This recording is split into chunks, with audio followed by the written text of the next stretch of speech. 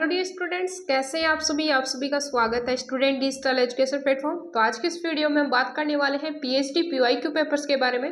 तो काफ़ी सारी डिमांड्स आ रही थी आपकी कि मैम कॉमर्स का जो सीईटी पेपर है वो हमें प्रोवाइड करवाइए। तो सीईटी का ये पेपर है जिसमें आपकी रिसर्च मैथोलॉजी एंड सब्जेक्ट दोनों का आपका कंबाइंड ये पेपर सोल्व करवाया जा रहा है। तो जिनको रिसर्च मैथोलॉजी की नीड है वो रिसर्च मैथोलॉजी देख लीजिए, और जिनको commerce and research methodology both subject देखने हैं तो वो आप पूरा वीडियो जरूर से देखना। और आपके लिए वीडियो काफ़ी इंपॉर्टेंट रहने वाला है, क्योंकि रिसर्च मैथोलॉजी का जो पोर्शन है वो आप चाहे से किसी भी सब्जेक्ट से हो, किसी भी स्ट्रीम से हो, आपके लिए रिसर्च मैथोलॉजी सेम होती है। वो डिपेंड करता है कि आपका डिपार्टमेंट, आपकी कॉलेज, आपका यूनिवर्सिटी कहाँ से क्वेश्चन पुट करता है। रिसर्च मैथोलॉजी के अलग अलग टॉपिक्स होते हैं, उनमें से क्वेश्चन कौन से टॉपिक से उठाता है। तो रिसर्च मैथोलॉजी सभी के लिए सेम होती है। अगर आप रिसर्च मैथोलॉजी के पेपर पीवाईक्यू पेपर सोल्व कर लेते हैं तो आपका रिसर्च मैथोलॉजी काफ़ी स्ट्रॉन्ग हो जाता है। तो 80 से 90% आप स्कोर कर सकते हो रिसर्च मैथोलॉजी में पीवाईक्यू पेपर सोल्व करके। तो चलो देखते हैं आज की इस वीडियो में कॉमर्स सब्जेक्ट का रिसर्च मैथोलॉजी सोल्व करेंगे, जिसमें आपके रिसर्च मैथोलॉजी के 35 क्वेश्चन हैं और 35 क्वेश्चन आपके सब्जेक्ट के होने वाले हैं। तो 35 + 35 आपका 70 टोटल इसमें क्वेश्चन रहने वाले हैं। तो काफ़ी इंपॉर्टेंट क्लास है। और अगर पिछले वाली क्लासें आपकी नहीं मिल रही हैं तो पीएचडी पीवाईक्यू एमपैट आरईटी एग्जाम इस नाम से प्लेलिस्ट आपकी अवेलेबल है। उस प्लेलिस्ट को विजिट कीजिए आप, वहाँ पे आपको सारे पेपर सोल्व करवाए हुए मिल जाएंगे। एंड मोस्ट इंपॉर्टेंट आपके लिए टेलीग्राम चैनल क्रिएट किया गया था, तो उसमें काफ़ी सारे कैंडिडेट ऑलरेडी ज्वाइन है। तो टेलीग्राम चैनल की जो लिंक आपको इस वीडियो के डिस्क्रिप्शन में मिल जाएगी या फिर बायो में भी आपको मिल जाएगी। तो आप वहाँ पे ज्वाइन करके पीडीएफ की जो क्वेरी है, आपकी पीडीएफ की नीड है, तो आपको वहाँ पे पूरी कर दी जाएगी। तो पीडीएफ आपको फ्री ऑफ कॉस्ट प्रोवाइड करवा दी जाएगी। तो आपको पीडीएफ के लिए टेंशन लेने की जरूरत नहीं है, कोई कॉस्ट आपको पे करने की जरूरत नहीं है। काफ़ी सारे यूट्यूबर्स है, काफ़ी सारी वेबसाइट है जहाँ पे आपको पेड पीवाईक्यू पेपर अवेलेबल करवाते हैं, लेकिन यहाँ पे कोई पेड अवेलेबल नहीं है। फ्री ऑफ कॉस्ट आपको कंटेंट प्रोवाइड करवाया जाएगा। आपको बस ओनली करना है, वीडियो को वॉच करना, अपने दोस्तों के साथ में शेयर करना है। अगर वीडियो अच्छा है तो उसको लाइक करना, अगर वीडियो अच्छा नहीं है तो उसका फीडबैक कमेंट सेक्शन में आपको बताना है कि इस वीडियो में यह कमी है, इस क्लास में इस प्रकार की कमी है, इसमें थोड़ा सा इंप्रूवमेंट आपको चाहिए। तो चलो देखते हैं क्वेश्चंस की ओर। तो यहाँ पे टोटल आपका जो विषय इसका विषय कोड है जो 125 है, विषय कोड आपका 125 है। ये आपका 2 घंटे का पेपर है, इसमें 70 क्वेश्चन आपके टोटल हैं। तो इस प्रकार से आपका ये पेपर रहने वाला है। तो चलो देखते हैं इस पेपर को सोल्व करते हैं। तो यहाँ पे आपका फर्स्ट क्वेश्चन दे रखा है, सेक्शन फर्स्ट में आपकी रिसर्च मैथोलॉजी है।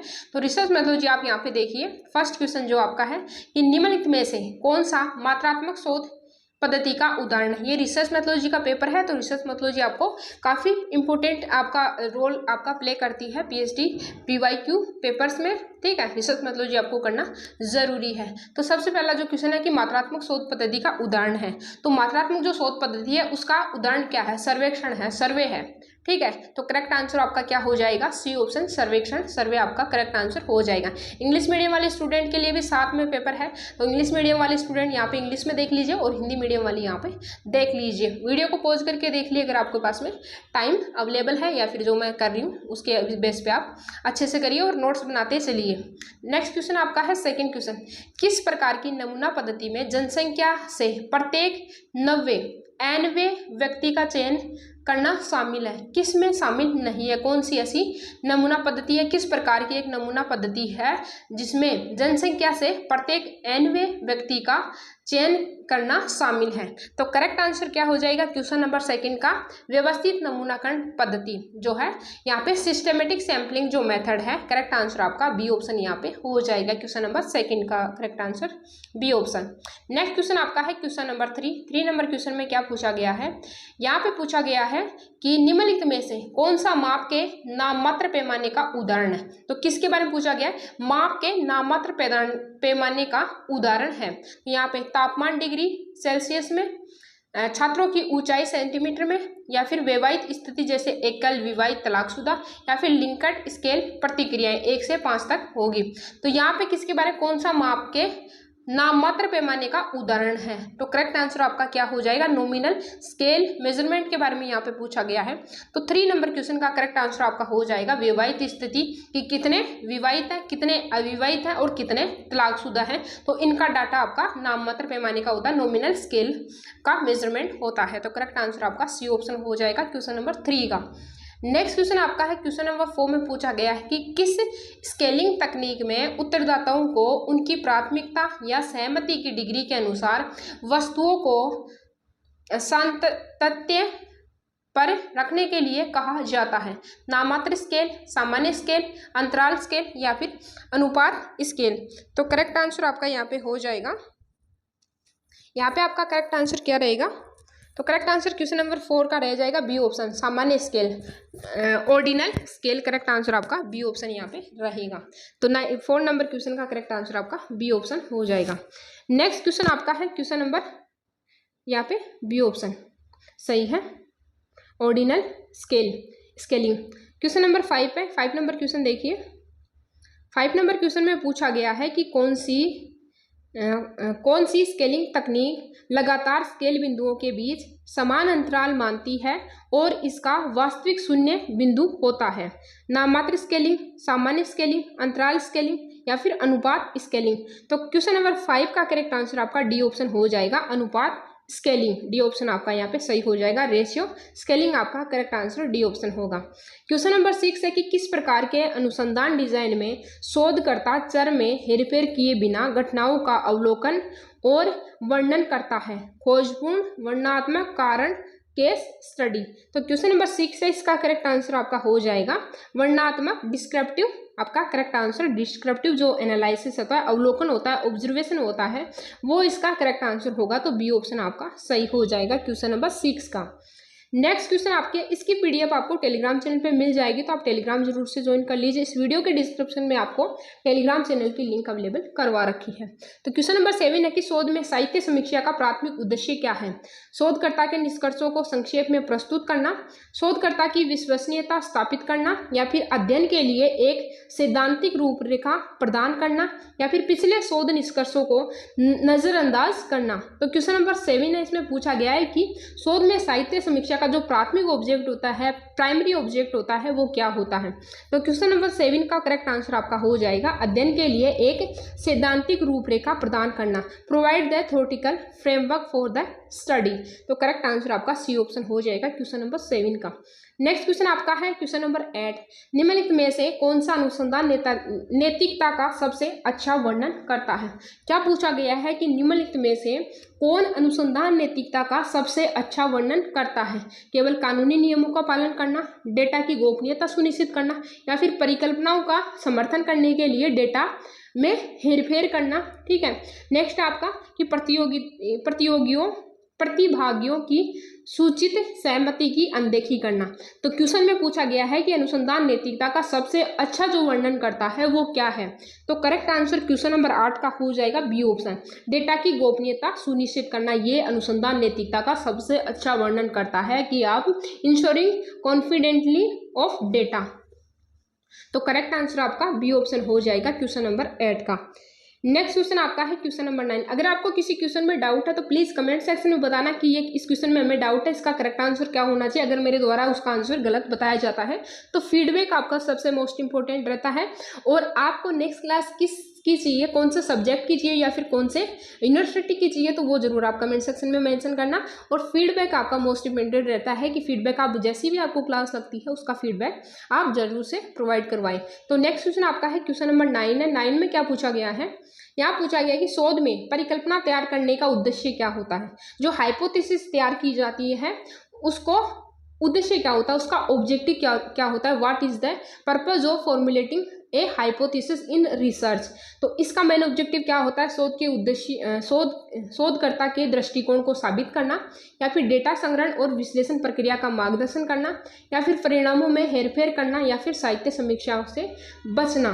तो क्वेश्चन नंबर 9 है, इसका करेक्ट आंसर आपका है बी ऑप्शन, डेटा संग्रहण और विश्लेषण प्रक्रिया का मार्गदर्शन करना। यही आपकी शोध परिकल्पना तैयार करने का एक मेन ऑब्जेक्टिव है। किसका? शोध परिकल्पना तैयार करने का जो उद्देश्य है वो है डेटा संग्रहण और विश्लेषण प्रक्रिया का मार्गदर्शन करना।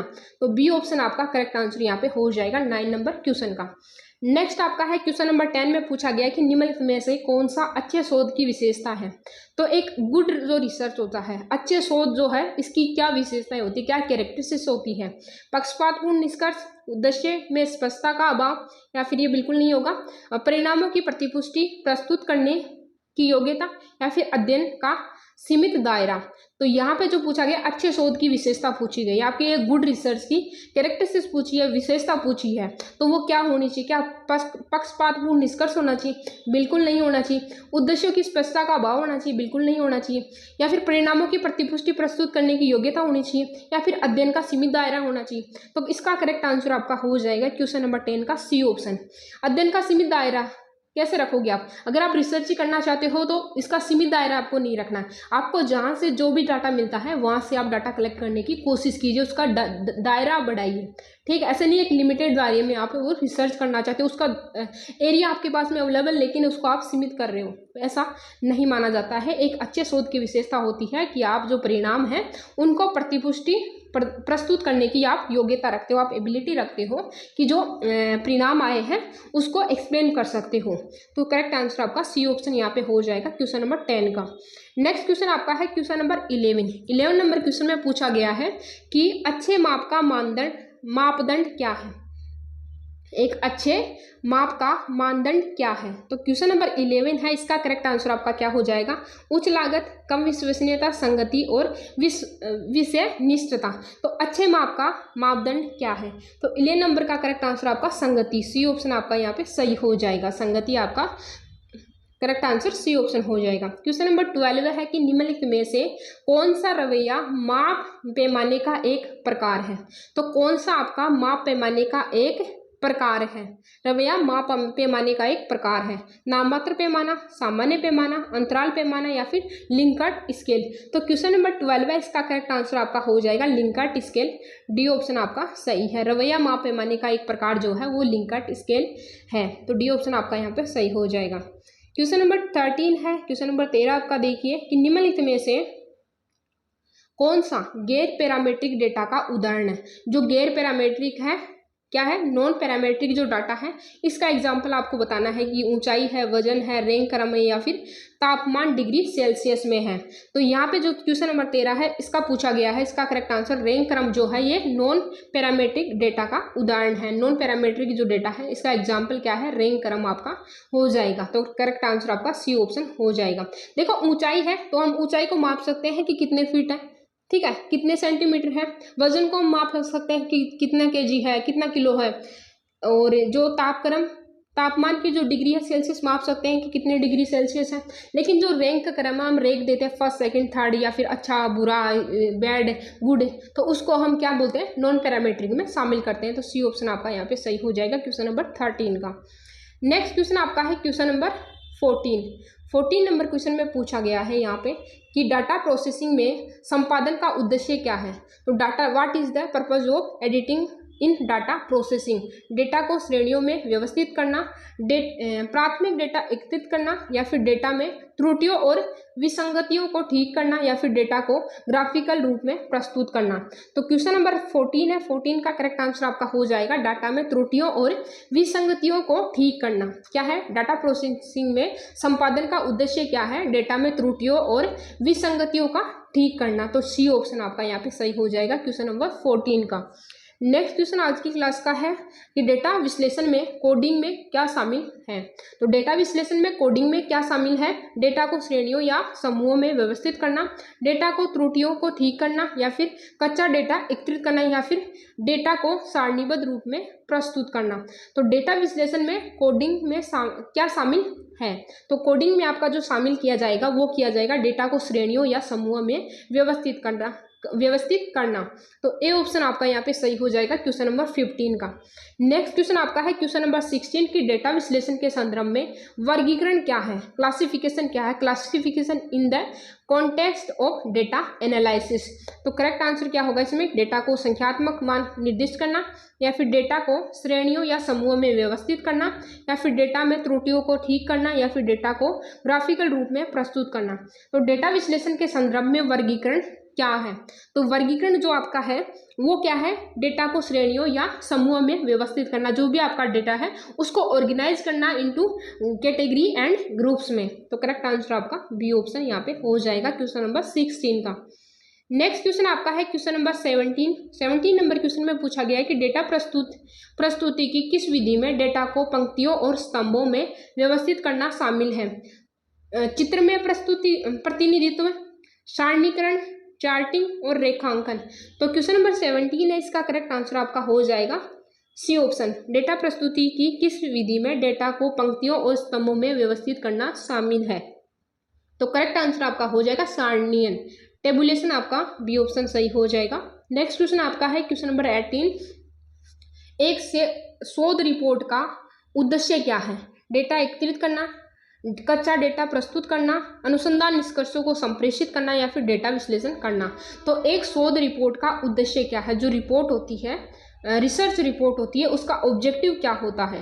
तो एक शोध रिपोर्ट का जो उद्देश्य होता है वो होता है अनुसंधान निष्कर्षों को संप्रेषित करना, ठीक है, टू कम्युनिकेट रिसर्च फाइंडिंग्स। आपका रिसर्च का जो भी आपका परिणाम आया है उसको क्या करना? कम्युनिकेट करना, उसको बताना कि हमारा जो रिसर्च है, हमने ये रिसर्च किया, ये किस प्रकार का रिसर्च है, इसका परिणाम क्या आया है, वही आपका शोध निष्कर्ष को संप्रेषित करना या फिर अनुसंधान रिपोर्ट का जो उद्देश्य होता है वो शामिल होता है। तो करेक्ट आंसर आपका सी ऑप्शन यहाँ पे हो जाएगा क्वेश्चन नंबर 18 का।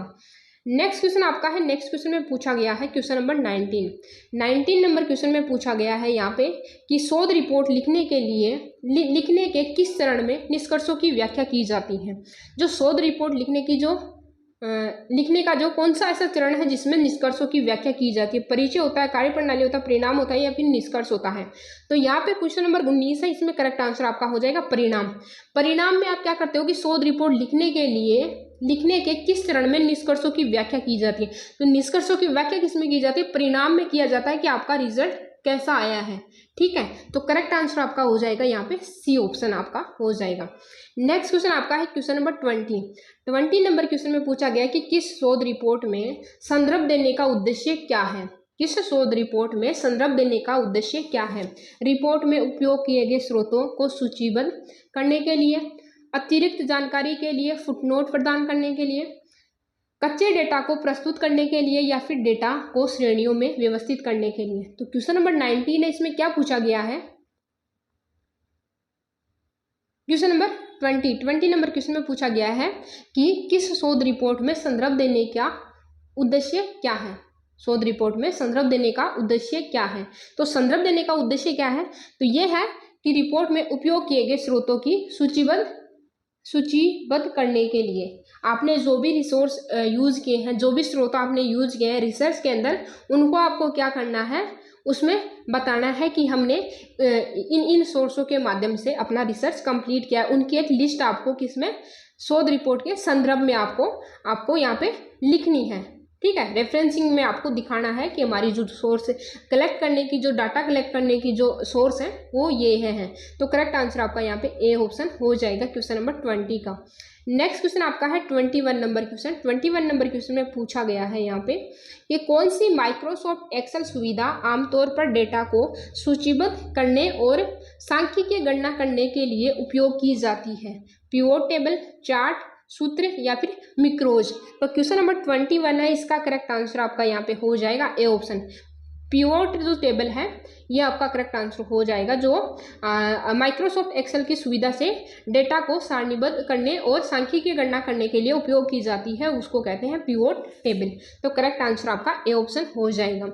नेक्स्ट क्वेश्चन आपका है क्वेश्चन नंबर 22 नंबर क्वेश्चन में पूछा गया है कि आमतौर पर संख्याओं की श्रेणियों के औसत की गणना करने के लिए किस फंक्शन का उपयोग किया जाता है? मैक्स का, मिन का, सम का और औसत का। तो क्वेश्चन नंबर 22 में पूछा गया है कि औसत की गणना करने के लिए किस फंक्शन का उपयोग किया जाता है? तो औसत का जो कैलकुलेशन हम करते हैं तो उसके लिए हम यूज करते हैं यहाँ पे डी ऑप्शन, औसत, एवरेज, ठीक है। आमतौर पर संख्याओं की श्रेणी में औसत की गणना करने के लिए किस फंक्शन का हम उपयोग करते हैं? तो वहाँ पे एवरेज का उपयोग करता है। 22 का करेक्ट आंसर आपका डी ऑप्शन हो जाएगा। नेक्स्ट क्वेश्चन आपका है क्वेश्चन नंबर 23 क्वेश्चन में पूछा गया है यहाँ पे कि अनुसंधान में सांख्यिकीय विश्लेषण के लिए किस सॉफ्टवेयर एप्लीकेशन का व्यापक रूप में उपयोग किया जाता है? Microsoft Word, Microsoft Excel, Adobe Photoshop या फिर IBM SPSS। तो यहाँ पे 23 का करेक्ट आंसर आपका हो जाएगा IBM SPSS। तो करेक्ट आंसर आपका डी ऑप्शन यहाँ पे हो जाएगा 23 का।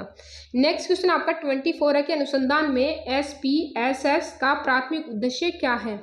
डेटा प्रोविटिंग, डेटा विश्लेषण, रिपोर्ट लेखन या फिर डेटा भंडारण। तो 24 का करेक्ट आंसर आपका हो जाएगा डेटा विश्लेषण। बी ऑप्शन आपका यहाँ पे सही हो जाएगा 24 का। नेक्स्ट क्वेश्चन आपका है 25 नंबर क्वेश्चन। 25 नंबर क्वेश्चन में पूछा गया है यहाँ पे कि कौन सी SPSS सुविधा आमतौर पर डेटा को ग्राफिक रूप में सारणीबद्ध और प्रस्तुत करने के लिए उपयोग की जाती है? Syntax editor, data view, output viewer या फिर चार्ट बिल्डर। तो 25 नंबर का करेक्ट आंसर आपका हो जाएगा D option, chart builder. D option आपका सही हो जाएगा। नेक्स्ट क्वेश्चन 26 है कि शोध में डेटा प्रतिनिधित्व, सारणीबद्ध और सांख्यिकीय गणना के लिए आमतौर पर कौन सा सॉफ्टवेयर उपयोग किया जाता है? माइक्रोसॉफ्ट वर्ड, एडोब इलस्ट्रेटर या फिर माइक्रोसॉफ्ट एक्सेल या फिर एडोब एंड डिजाइन। तो 26 नंबर का करेक्ट आंसर आपका हो जाएगा C option, Microsoft Excel. C option आपका यहाँ पे सही हो जाएगा। नेक्स्ट क्वेश्चन आपका है क्वेश्चन नंबर 27 नंबर क्वेश्चन में पूछा गया है कि व्यवसाय में अनुसंधान का क्या महत्व है? तो व्यवसाय में अनुसंधान का क्या महत्व है? यह केवल मुनाफा पैदा करने के लिए मदद करता है, यह निर्णय लेने के लिए अंतर्दृष्टि प्रदान करता है, यह केवल शैक्षणिक उद्देश्यों के लिए है, यह जगत में इनकी कोई प्रासंगिकता नहीं है। तो व्यवसाय में अनुसंधान का क्या महत्व है, रिसर्च का जो इम्पोर्टेंस है वो आपसे पूछा गया है। तो रिसर्च का इम्पोर्टेंस है ये निर्णय लेने के लिए अंतर्दृष्टि प्रदान करता है। तो 27 का करेक्ट आंसर आपका हो जाएगा यहाँ पे बी ऑप्शन आपका सही है। नेक्स्ट क्वेश्चन है क्वेश्चन नंबर 28 नंबर क्वेश्चन में पूछा गया है यहाँ पे कि किस विधि में शोधकर्ता एक सिद्धांत से शुरुआत करता है और फिर अवलोकन के साथ उसका परीक्षण करता है? आगमनात्मक तर्क, निगमनात्मक तर्क, अपहरणात्मक तर्क या फिर हाइपोथेटिको निगमनात्मक विधि। तो क्वेश्चन नंबर 28 है, इसका करेक्ट आंसर आपका हो जाएगा निगमनात्मक तर्क, डिडक्टिव रीजनिंग। आपका करेक्ट आंसर हो जाएगा बी ऑप्शन। नेक्स्ट क्वेश्चन आपका है क्वेश्चन नंबर 29 नंबर क्वेश्चन में पूछा गया है कि कौन सा दृष्टिकोण आमतौर पर गुणात्मक अनुसंधान से जुड़ा है? तो गुणात्मक अनुसंधान से कौन सा आपका दृष्टिकोण है वो जुड़ा हुआ है? निगमनात्मक तर्क, आगमनात्मक तर्क या फिर प्रायोगिक डिजाइन या फिर मात्रात्मक विश्लेषण। तो क्वेश्चन नंबर 29 है, इसका करेक्ट आंसर आपका हो जाएगा आगमनात्मक तर्क। बी ऑप्शन आपका यहाँ पे सही हो जाएगा। किस विधि में शोधकर्ता डेटा इकट्ठा करता है, पैटर्न ढूंढता है और फिर एक सिद्धांत या परिकल्पना उत्पन्न करता है? निगमनात्मक तर्क, हाइपोथेटिको निगमनात्मक विधि या फिर आगमनात्मक तर्क या फिर अपहरणात्मक तर्क। तो क्वेश्चन नंबर 30 में आपका करेक्ट आंसर हो जाएगा अपहरणात्मक तर्क। तो डी ऑप्शन आपका यहाँ पे सही हो जाएगा। क्वेश्चन नंबर 30 का करेक्ट आंसर आपका डी ऑप्शन होगा। नेक्स्ट क्वेश्चन आपका है 31 नंबर क्वेश्चन में पूछा गया है कि आगमनात्मक तर्क का प्रयोग अक्सर शोध प्रक्रिया के किस चरण में किया जाता है? परिकल्पना तैयार करना, डेटा संग्रहण करना, सिद्धांत विकास करना या फिर साहित्य समीक्षा करना। तो 31 का करेक्ट आंसर आपका हो जाएगा सिद्धांत विकास। नेक्स्ट क्वेश्चन आपका है 32 नंबर क्वेश्चन। 32 नंबर क्वेश्चन में पूछा गया है कि विशिष्ट अवलोकनों से व्यापक सामान्यीकरणों की ओर बढ़ना किस विधि की विशेषता है? अवलोकन से व्यापक सामान्यीकरणों की ओर बढ़ना, विशिष्ट अवलोकनों से आपको व्यापक सामान्यीकरण की ओर बढ़ना किस विधि की विशेषता है? निगमनात्मक तर्क की, आगमनात्मक तर्क की, प्रायोगिक डिजाइन की या फिर गुणात्मक विश्लेषण की। तो करेक्ट आंसर 32 नंबर का होगा आपका बी ऑप्शन। बी ऑप्शन आपका यहाँ पे सही हो जाएगा आगमनात्मक तर्क, इंडक्टिव रिसर्च, इंडक्टिव रीजनिंग। आपका करेक्ट आंसर बी ऑप्शन हो जाएगा। नेक्स्ट क्वेश्चन आपका है 33 नंबर क्वेश्चन। 33 नंबर क्वेश्चन में पूछा गया है यहाँ पे कि निगमनात्मक तर्क में निष्कर्ष की वैधता इस पर निर्भर करती है, किस पर निर्भर करती है? अवलोकनों की चौड़ाई पर, एकत्रित किए गए डेटा की गहराई पर या फिर प्रारंभिक सिद्धांत की सुदृढ़ता पर या फिर सांख्यिकीय विश्लेषण का उपयोग। तो करेक्ट आंसर 33 नंबर का हो जाएगा सी ऑप्शन, प्रारंभिक सिद्धांत की सुदृढ़ता पर आपका निष्कर्ष की वैधता निर्भर करती है। निगमनात्मक तर्क में निष्कर्ष की जो वैधता है वो निर्भर करती है प्रारंभिक सिद्धांत की सुदृढ़ता पर। तो सी ऑप्शन आपका यहाँ पे सही हो जाएगा 33 नंबर का। नेक्स्ट क्वेश्चन आपका है 34 नंबर क्वेश्चन। 34 नंबर क्वेश्चन में देखेंगे, यहाँ पे पूछा गया है कि शोध पत्रों में स्रोतों का हवाला देने का प्राथमिक उद्देश्य क्या है। जो स्रोतों का जो हवाला देने का जो प्राथमिक उद्देश्य है वो क्या है। कानूनी परिणामों से बचने के लिए, मूल लेखकों की श्रेय देने के लिए, या फिर पेपर को लंबा करने के लिए, या फिर पाठक को भ्रमित करने के लिए। तो क्वेश्चन नंबर 34 है, इसका करेक्ट आंसर आपका हो जाएगा मूल लेखकों को श्रेय देने के लिए। तो बी ऑप्शन आपका सही है। नेक्स्ट क्वेश्चन है 35 नंबर और रिसर्च मेथोलॉजी का लास्ट क्वेश्चन है। निम्नलिखित में से कौन सा साहित्य चोरी का एक रूप नहीं है। तो साहित्य चोरी का एक रूप नहीं है मिलीभगत, उद्धरण, पेज राइटिंग, या फिर पोस्ट राइटिंग। तो करेक्ट आंसर 35 का हो जाएगा बी ऑप्शन, उद्धरण। अगर आपको क्लास अच्छी लगी है, बी ऑप्शन आपका यहाँ पे सही हो जाएगा, उद्धरण आपका सही है 35 नंबर का। अगर आपको क्लास अच्छी लग रही है तो क्लास को लाइक करिए, शेयर करिए और वीडियो को अपने दोस्तों के साथ में शेयर कीजिए। आपके पास में जो भी ग्रुप है पीएचडी की, जो भी स्टूडेंट प्रिपरेशन कर रहे हैं, उनको शेयर कीजिए और क्लास का फीडबैक जरूर से प्रोवाइड करवाइए। तो आज की क्लास में हमने रिसर्च मेथोलॉजी की है। अब नेक्स्ट पार्ट आपका है कॉमर्स सब्जेक्ट का, तो कॉमर्स सब्जेक्ट वाले भी अपना पेपर देख लीजिए। तो ये पार्ट आपका बी है जो कॉमर्स सब्जेक्ट के लिए है। तो यहाँ पे जो क्वेश्चन है, क्वेश्चन नंबर 1 पूछा गया है। ये कॉमर्स सब्जेक्ट का सेक्शन बी है। सेक्शन बी में आपको 35 टोटल क्वेश्चन मिलेंगे। 35 क्वेश्चन आपके सब्जेक्ट के हैं। जो कॉमर्स सब्जेक्ट के जो स्टूडेंट हैं, जो पीएचडी करना चाहते हैं कॉमर्स में, उनके लिए क्लास काफ़ी इंपॉर्टेंट होने वाली है। तो क्लास को एंड तक देख लीजिए और रिसर्च मेथोलॉजी की जो पीवाईक्यू पेपर्स की जो प्लेलिस्ट है वो भी चेक कर लीजिए और पीडीएफ के लिए आप टेलीग्राम चैनल ज्वाइन कर लीजिए।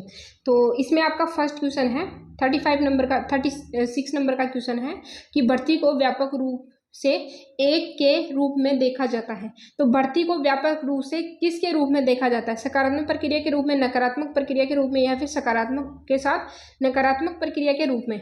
तो करेक्ट आंसर आपका हो जाएगा 36 का यहाँ पे ए ऑप्शन, सकारात्मक। भर्ती को क्या बोला जाता है, भर्ती आती है, काफ़ी सारे इनवाइट किया जाता है आपको कि आप आवेदन करो, हमारे डिपार्टमेंट में, हमारी कंपनी में रिक्वायरमेंट निकली है। तो ये क्या है, एक पॉजिटिव प्रोसेस है, सकारात्मक प्रक्रिया है। लेकिन जो सिलेक्शन है, सिलेक्शन क्या है, चयन जो है, ये एक नकारात्मक प्रक्रिया है, क्योंकि जिन्होंने आवेदन किया था उनमें से जो योग्य कर्मचारी है, जो एबल कैंडिडेट है, उनको सेलेक्ट किया जाता है। तो ये एक नेगेटिव प्रक्रिया है। तो आपकी जो भर्ती है ये एक सकारात्मक प्रक्रिया है। ये ऑप्शन आपका यहाँ पे सही हो जाएगा। नेक्स्ट क्वेश्चन है फिएट मनी क्या है। फिएट मनी क्या है। तो फिएट मनी के बारे में यहाँ पे पूछा गया है। इंग्लिश में भी आपका पेपर अवेलेबल है, आप देख लीजिए। फिएट मनी क्या है। मुद्रा सरकारी गारंटी द्वारा समर्थित है, मुद्रा पूर्ति, मुद्रा मूर्त संपत्ति द्वारा समर्थित है, या फिर मुद्रा स्वर्ण भंडार द्वारा समर्थित है, या फिर मुद्रा बजटीय समर्थन द्वारा समर्थित है। तो 37 नंबर का करेक्ट आंसर आपका हो जाएगा, ये मुद्रा सरकारी गारंटी द्वारा समर्थित है, जिसको फिएट मनी कहा जाता है। ए ऑप्शन आपका सही है। तो फिएट मनी क्या है, जो मुद्रा सरकारी गारंटी द्वारा समर्थित की जाती है उसको फिएट मनी कहा जाता है। ए ऑप्शन आपका यहाँ पे सही हो जाएगा। नेक्स्ट क्वेश्चन है 38 नंबर क्वेश्चन। 38 नंबर क्वेश्चन में पूछा गया है कि सूची 1 को सूची 2 के साथ में आपको क्या करना है, सुमेलित करना है। यहाँ पे सूची 1 है, सूची 2 है। यहाँ पे मानक लागत है, मार्जिन ऑफ सेफ्टी है, अनुपात विश्लेषण है, या फिर JIET सिस्टम जो है आपका, इनको आपको मैच करना है। तो सूची 1 को सूची 2 के साथ में मैच करना है। तो यहाँ पे देखो मानक लागत कौन सी, अपवाद द्वारा प्रबंध है। तो यहाँ पे फर्स्ट को आपको 4 से मैच करना है। फिर आपकी मार्जिन ऑफ सेफ्टी है, मार्जिन ऑफ सेफ्टी क्या होगी आपकी, ये होगी आपकी sales minus break even sales. तो इसको 2 से आपको मैच करना है। फिर आपका अनुपात विश्लेषण है। तो अनुपात विश्लेषण क्या है आपका, वित्तीय पूर्वानुमान और योजना।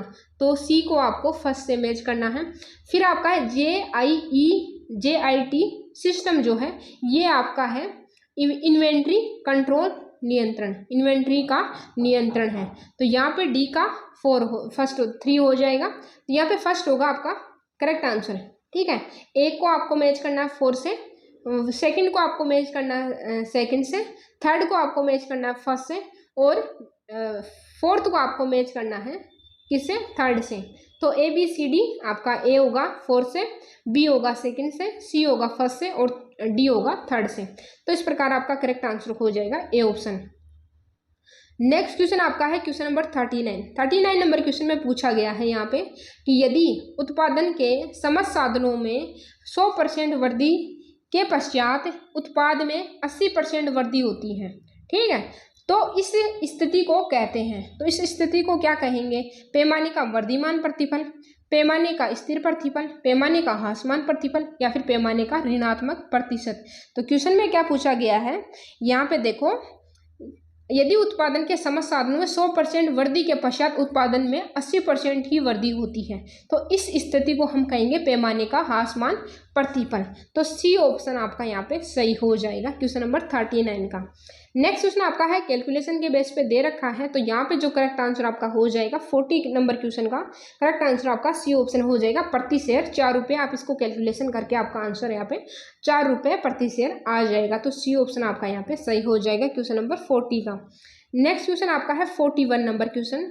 41 नंबर क्वेश्चन में क्या पूछा गया है, यहाँ पूछा गया है कि निम्नलिखित में से कौन सा वाक्य तकनीक के प्रभाव को प्रतिबिंबित करता है? तकनीक ने हमारी क्रेता की शक्ति को बढ़ाया है, बी ऑप्शन।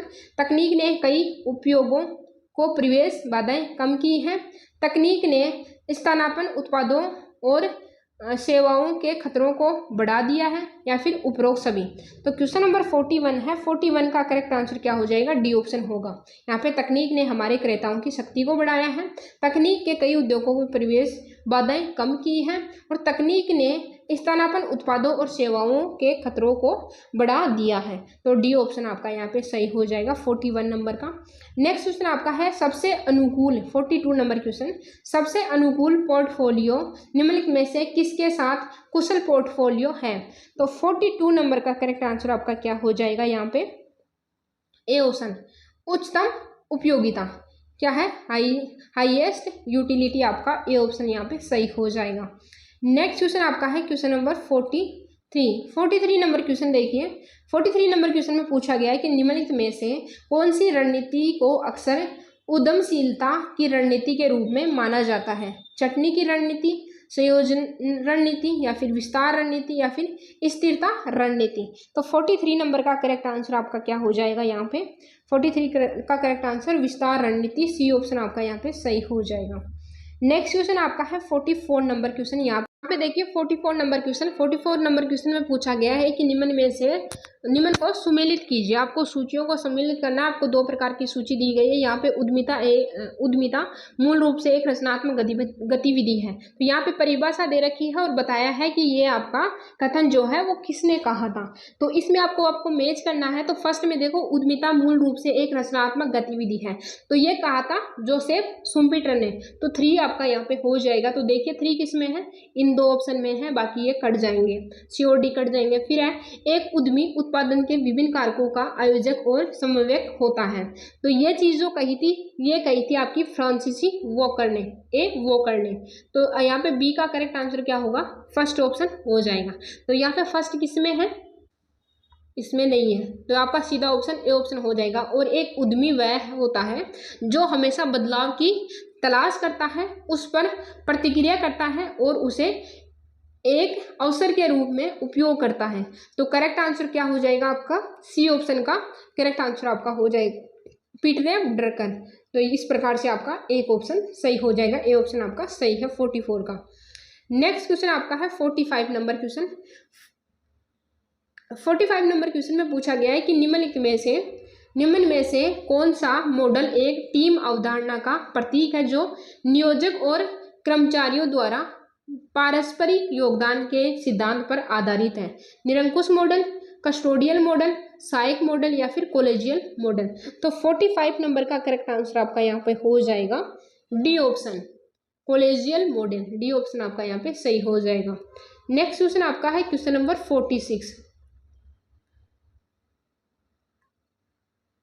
46 नंबर क्वेश्चन में क्या पूछा गया है कि निम्नलिखित में से कौन से नमूने गैर यादृच्छिक या गैर संभाव्यता नमूना है? व्यवस्थित नमूना, कोटा नमूना, क्लस्टर या क्षेत्र का नमूना, या फिर उद्देश्य पूर्ण नमूना, या फिर प्रतिरूपित नमूना। तो इनमें से सेलेक्ट करना है आपको कि कौन सा आपका करेक्ट आंसर है। यहाँ पे नॉन प्रोबेबिलिटी सैम्पलिंग आपको सेलेक्ट करना है, ठीक है। यहाँ पे कौन से नमूने गैर यादृच्छिक या गैर संभाव्यता नमूने हैं। तो यहाँ पे सेलेक्ट करने हैं आपको। तो यहाँ पे 46 नंबर का जो करेक्ट आंसर आपका हो जाएगा, डी ऑप्शन है यहाँ पे, बी और डी, कोटा नमूना और उद्देश्यपूर्ण नमूना। तो यहाँ पे करेक्ट आंसर आपका डी ऑप्शन हो जाएगा। 46 का करेक्ट आंसर डी ऑप्शन होगा। नेक्स्ट क्वेश्चन यहाँ पे है 47 नंबर क्वेश्चन। 47 नंबर क्वेश्चन में पूछा गया है कि रूपरेखा मनुष्य की अपेक्षा मांग और इरादे की अवधारणा पर आधारित है।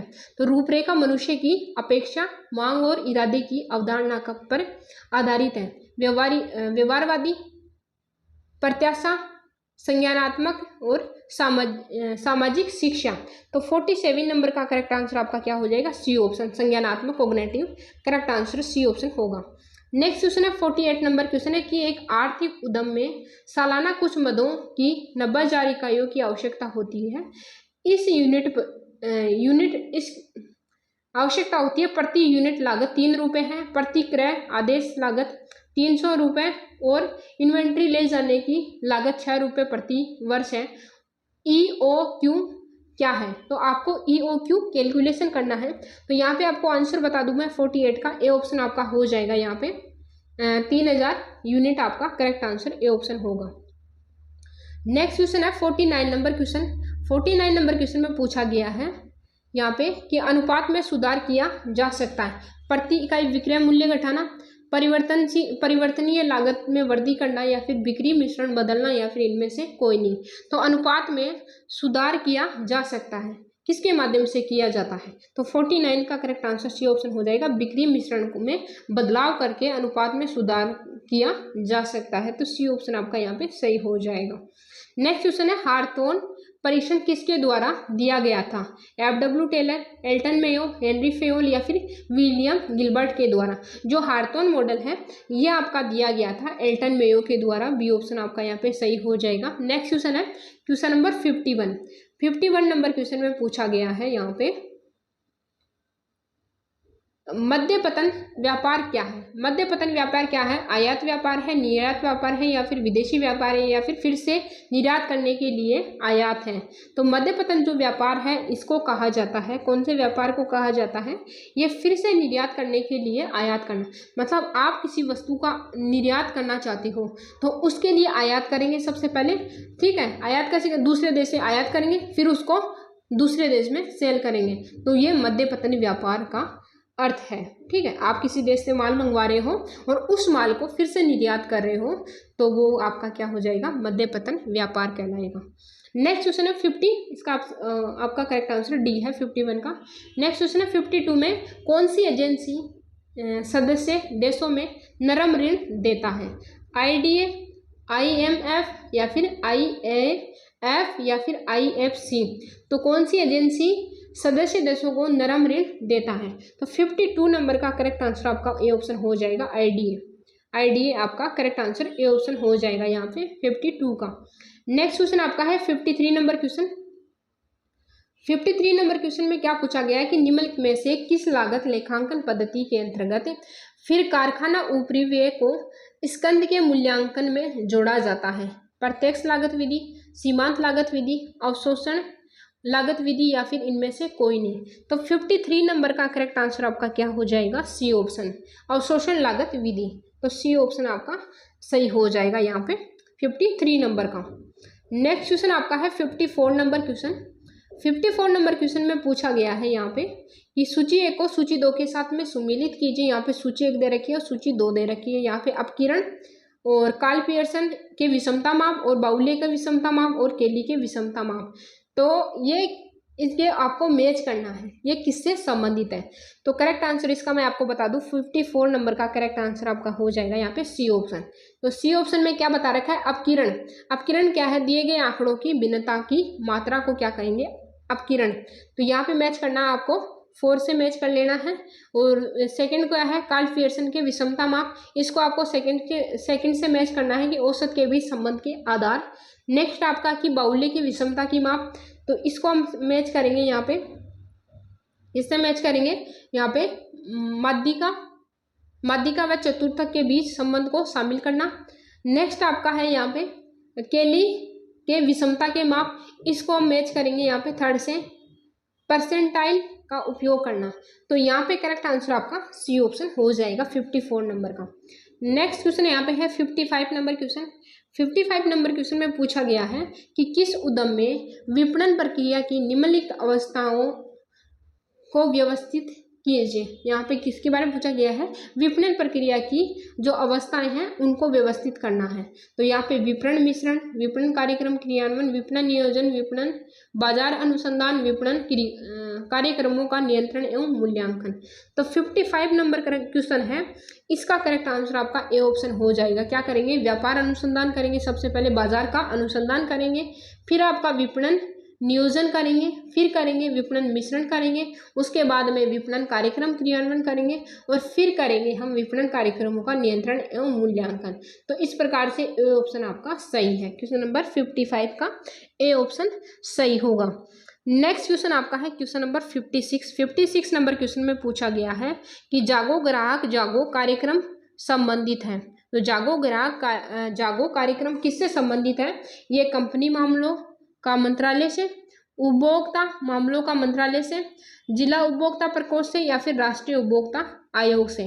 तो 56 नंबर का करेक्ट आंसर आपका क्या हो जाएगा, यहाँ पे बी ऑप्शन, उपभोक्ता मामलों का मंत्रालय से जागो ग्राहक जागो कार्यक्रम संबंधित है। किससे, उपभोक्ता मामलों का मंत्रालय से संबंधित है। तो बी ऑप्शन आपका यहाँ पे सही हो जाएगा। नेक्स्ट क्वेश्चन है कि ICSSR संबंधित है।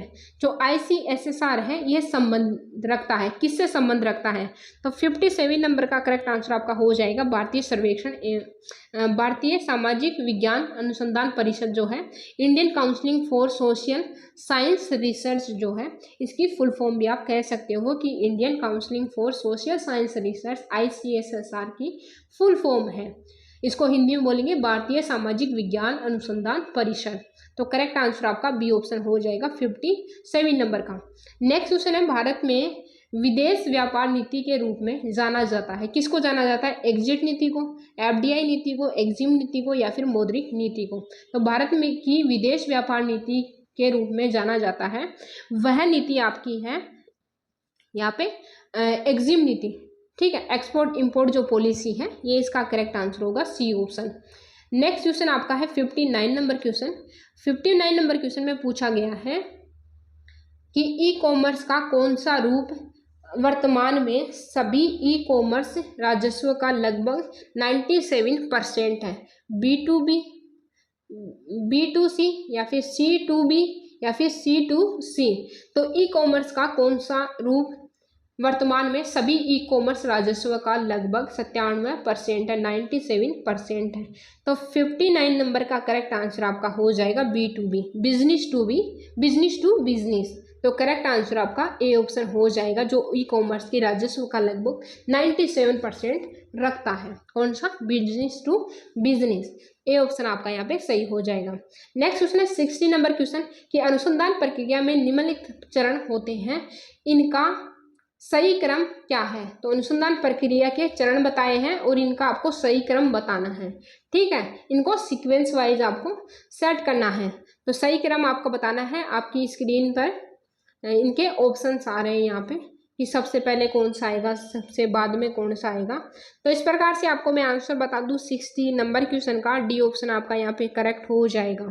ठीक है, सबसे पहले आपका क्या आएगा यहाँ पे, सबसे पहले आएगा समस्या को परिभाषित करना। ठीक है, फिर क्या आएगा, अनुसंधान प्रस्ताव रखना, फिर आएगा यहाँ पे अनुसंधान डिजाइन 6 नंबर आएगा, फिर आपका आएगा 2 नंबर डेटा संग्रहण करना और नेक्स्ट आपका आएगा यहाँ पे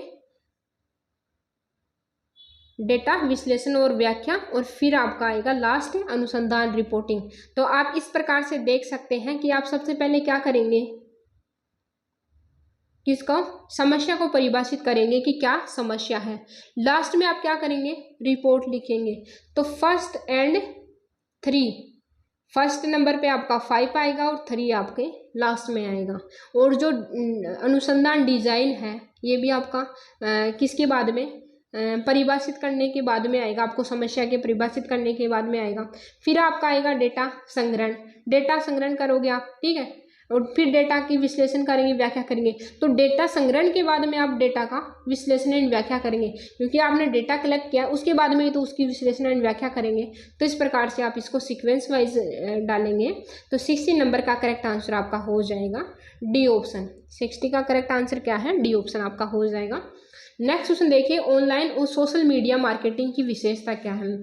online marketing and social media marketing, जैसे उस पर इंस्टाग्राम, फेसबुक, ठीक है, इन सब के माध्यम से मार्केटिंग करते हैं, तो उसकी विशेषताएं क्या है? निजी, अमीर, समय, परस्पर प्रभाव या फिर नवीनतम जानकारी। तो करेक्ट आंसर आपका यहाँ पे हो जाएगा डी। क्या होगा? अमीर, परस्पर प्रभाव और नवीनतम जानकारी। तो ऑनलाइन और सोशल मीडिया मार्केटिंग की विशेषता यह है कि ये सभी वर्ग के लोगों तक पहुंचेगी, ठीक है, इनका परस्पर प्रभाव पड़ेगा और नवीनतम जानकारी आपको तुरंत मिल जाएगी। तो इस प्रकार से इसका करेक्ट आंसर आपका डी होगा। नेक्स्ट क्वेश्चन आपका है क्वेश्चन नंबर 62 नंबर क्वेश्चन में पूछा गया है यहाँ पे कि रणनीतिक खिड़की की अवधारणा द्वारा पेश की गई थी।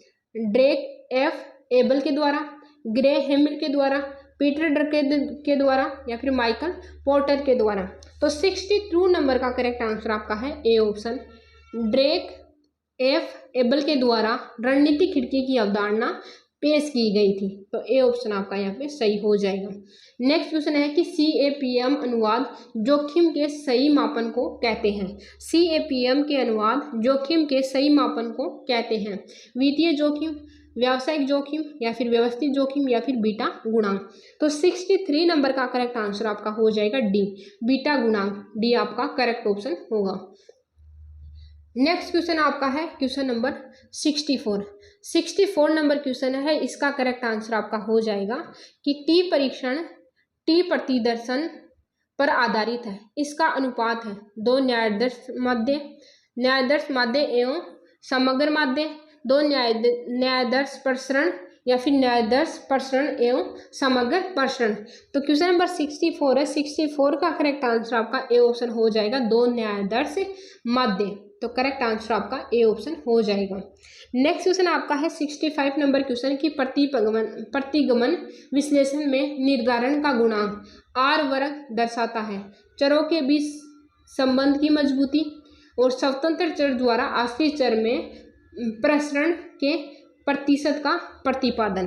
तो करेक्ट आंसर आपका क्या होगा? इसमें आपको करेक्ट आंसर मैं बता दूं 65 नंबर क्वेश्चन में बी ऑप्शन होगा कि प्रतिगमन विश्लेषण में निर्धारण का गुणांक आर वर्ग दर्शाता है। तो ये स्वतंत्र चर द्वारा आश्रित चर में प्रसरण के प्रतिशत का प्रतिपादन दर्शाता है। तो बी ऑप्शन आपका यहाँ पे सही हो जाएगा 65 नंबर का। नेक्स्ट क्वेश्चन है क्वेश्चन नंबर 66 क्वेश्चन में पूछा गया है कि मौलिक अनुसंधान कहलाता है विशुद्ध अनुसंधान, सर्वेक्षण अनुसंधान, पूर्वाध्ययन या फिर क्रियात्मक अनुसंधान। तो 66 का करेक्ट आंसर आपका यहाँ पे हो जाएगा विशुद्ध अनुसंधान। मौलिक अनुसंधान कहलाता है विशुद्ध अनुसंधान। ए ऑप्शन आपका यहाँ पे सही हो जाएगा। नेक्स्ट क्वेश्चन है कि BCG मैट्रिक्स के अनुसार SBU में एक आकर्षक उद्योग में उत्पाद शामिल है लेकिन कम बाजार हिस्सेदारी का प्रतिनिधित्व करने वाले को के रूप में संदर्भित किया जाता है। किसके रूप में संदर्भित किया जाता है? तो 62 का करेक्ट आंसर आपका हो जाएगा। 67 का करेक्ट आंसर आपका हो जाएगा प्रश्न चिन्ह। बी ऑप्शन आपका यहाँ पे सही हो जाएगा। नेक्स्ट क्वेश्चन है क्वेश्चन नंबर 68। निम्नलिखित में से कौन सा उद्योग मानक लागत के लिए सबसे उपयुक्त है? तो मानक लागत के लिए कौन सा उद्योग सबसे उपयुक्त है? यह उन उद्योगों के लिए उपयुक्त है जो मानक उत्पादों का उत्पादन करते हैं। यह उन उद्योगों के लिए उपयुक्त है जो सेवा गतिविधियों में लगे हुए हैं। गैर मानक उत्पादों का उत्पादन करने वाले उद्योगों के लिए उपयुक्त है। तो करेक्ट आंसर क्या होगा? मानक लागत के लिए सबसे उपयुक्त क्या है? ठीक है, उद्योग मानक लागत के लिए सबसे उपयुक्त है वो है आपका जब यह उद्योगों के लिए उपयुक्त है जो मानक उत्पादों का उत्पादन करते हैं। तो करेक्ट आंसर आपका यहाँ पे ए ऑप्शन हो जाएगा 68 का। नेक्स्ट क्वेश्चन आपका है 69 नंबर क्वेश्चन। तो 69 नंबर क्वेश्चन में आपको मैच करना है सूची फर्स्ट को सूची सेकंड से आपको मैच करना है। तो 69 नंबर का करेक्ट आंसर क्या होगा ये हम देखते हैं। यहाँ पे देखो पूर्ण लाभ बता रखा है। तो पूर्ण लाभ आपका मैच होगा यहाँ पे एडम स्मिथ से। तो फर्स्ट का करेक्ट आंसर क्या होगा, यहाँ पे 3 फर्स्ट को मैच करेंगे हम। पूर्ण लाभ जो है एडम स्मिथ से संबंधित है। कारक बंदोबस्ती का जो सिद्धांत है वो किसने दिया था, तो कारक बंदोबस्ती का जो सिद्धांत दिया था हेक्सर ओली ने दिया था। तो यहाँ पे देखिए एक इसमें थर्ड है, इसमें है और इसमें है, लेकिन 4 किसमें है, 4 इसमें है। तो यहाँ पे देखो ये कट गया, इसमें थर्ड नहीं है, ये भी कट गया, ये भी कट गया, तो सीधा सा आंसर आपका सी ऑप्शन आ जाता है। कारक तीव्रता उत्क्रमण जो है ये आपका है मिन्हास लियोन्टिफ के द्वारा दिया गया था। फिर तुलनात्मक लाभ जो है ये डेविड रिकार्डो के द्वारा। तो यहाँ पे 4 का फर्स्ट है, तो यहाँ पे करेक्ट आंसर आपका सी ऑप्शन हो जाएगा। क्या क्या मैच करना है आपको, फर्स्ट में देखो पूर्ण लाभ जो है ये आएगा एडम स्मिथ। फिर है आपका बी में कारक बंदोबस्ती, तो ये हेक्सर ओलिन के द्वारा दिया गया था। फिर है आपका कारक तीव्रता उत्क्रमण, तो ये आपका मिन्हास लियोन्टिफ के द्वारा दिया गया था। फिर तुलनात्मक लाभ जो है ये आपका डेविड रिकार्डो के द्वारा। तो इस प्रकार से आप मैच करेंगे तो सी ऑप्शन आपका यहाँ पे करेक्ट हो जाएगा। आज की क्लास का लास्ट क्वेश्चन है आपका, ये है 70 नंबर क्वेश्चन। 70 नंबर क्वेश्चन में पूछा गया है कि भारतीय रिजर्व बैंक द्वारा बैंक दर 1% की कमी करने का क्या प्रभाव पड़ेगा। बाजार में कम तरलता होगी, बाजार में अधिक तरलता होगी, बाजार में तरलता की कोई बदलाव नहीं होगा, या फिर वाणिज्य बैंक द्वारा अधिक जमा राशि जुटाना। तो अगर वाणिज्य बैंक क्या करेगा, 1% की कमी कर देगा बैंक दर में, तो क्या करेंगे, बाजार में मुद्रा ज़्यादा आएगी, तो क्या होगा, बाजार में अधिक तरलता बढ़ जाएगी। ठीक है, तो क्या होगा, मोर लिक्विडिटी इन द मार्केट। तो बी ऑप्शन आपका यहाँ पे सही हो जाएगा। तो करेक्ट आंसर आपका बी होगा। तो आज की क्लास में हमने केवल टोटल 70 क्वेश्चन किए थे, इसमें 30 आपको रिसर्च मेथोलॉजी और 35 क्वेश्चन आपके रिसर्च मेथोलॉजी और 35 क्वेश्चन आपके सब्जेक्ट के थे। तो आपको ये क्लास कंबाइंड भी मिल जाएगी और अलग अलग भी मिल जाएगी।